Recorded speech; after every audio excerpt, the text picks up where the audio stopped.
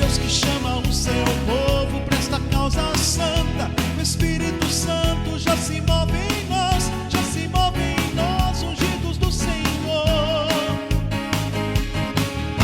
É um pastor juntando ovelhas pra esse avivamento, final dos tempos, novo Pentecoste, o fogo santo do Consolador.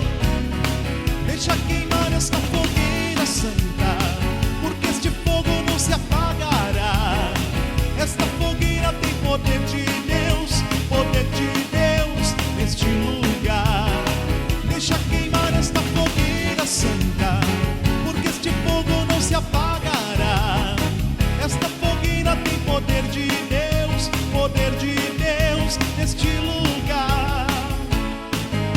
A nossa arma é o sacrifício, é o poder de Deus. Ele vai na frente em toda a sua glória. Ele é a vitória e eu sou vencedor.